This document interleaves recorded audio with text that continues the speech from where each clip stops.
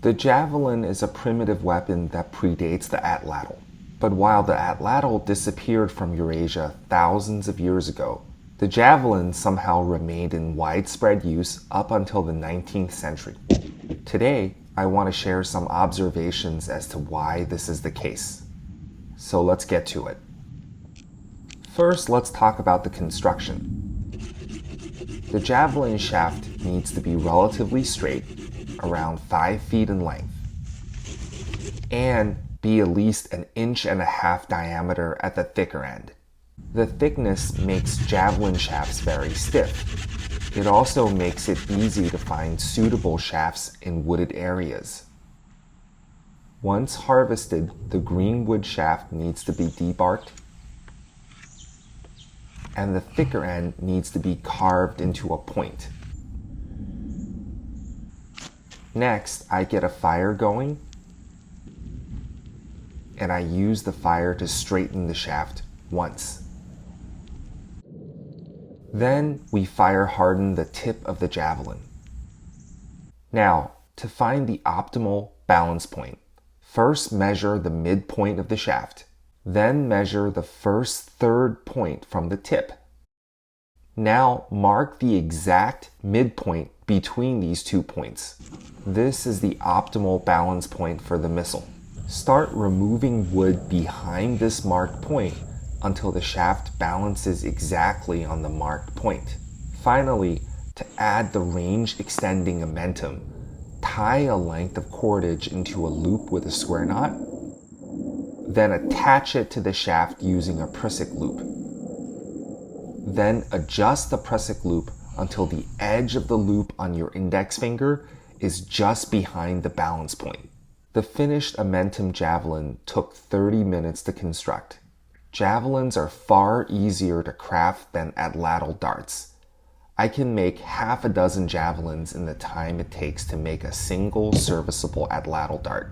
Now let's talk about maintainability. When being stored, the stiff spine of a javelin is far less affected by environmental conditions than Atlatl darts. Changes in moisture and humidity can physically warp Atlatl darts.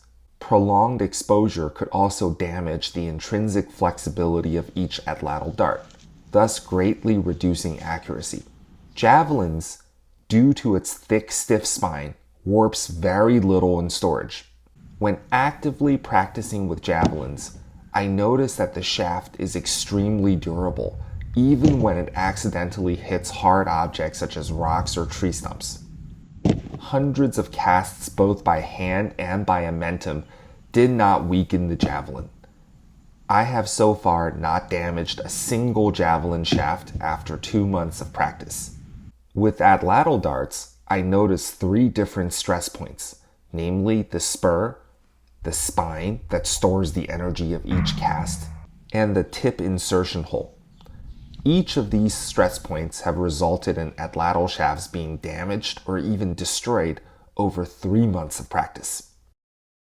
Now, in terms of ballistic performance, the Atlatl dart has significant advantages over the javelin. When throwing a javelin with the Amentum, I'm getting maximum distances of around 40 yards.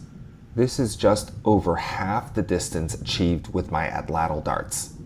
In terms of accuracy, there is really no comparison. At 30 feet, Atlatl darts were getting consistent hits on small coffee can-sized targets, while the javelin gets, at best, consistent hits on torso-sized targets. And that is after 2 months of daily practice. The Atlatl dart also flies noticeably faster and flatter than the javelin, giving the target less time to react. Just about the only performance metric where the javelin beats the Atlatl is in sheer knockdown power. This javelin is 2 pounds of solid wood, 5 times the mass of a heavy Atlatl dart, and it hits like a bat out of hell. Now let's talk about usability. In my opinion, the Javelin is inherently more versatile than the Atlatl dart. For long-range shots, you can use the Amentum loop to extend your throwing arm in the same way as the Atlatl thrower. But let's suppose you are well within 30 feet of a target and there is no time to use a range extender. You can throw the javelin effectively by hand, but you cannot do so with atlatl darts. Now, let's suppose a threatening target is at point-blank range. The stiff spine of the javelin allows it to be used by both hands as a short stabbing spear. The flexible atlatl dart would snap if used in this way. Another fundamental advantage of the javelin is that it can be loaded and thrown with just one hand. This leaves the other hand free to do something else. Usually that was to hold a shield or the reins of a horse. This flexibility gives the user huge advantages in hunting and warfare. Javelins are much older than atlatls. The earliest known artifacts are hundreds of thousands of years old.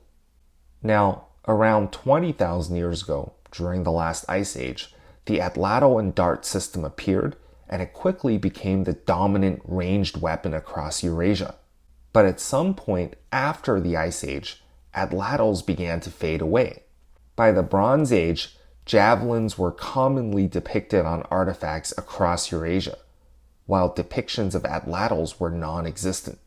By the Classical period, where there were lots of written records, the javelin was clearly in widespread use, mainly for group hunting and for warfare. This weapon design evolved into light and heavy variants. It evolved to have specialized points for different purposes, and it eventually even incorporated fletching for further ease of use.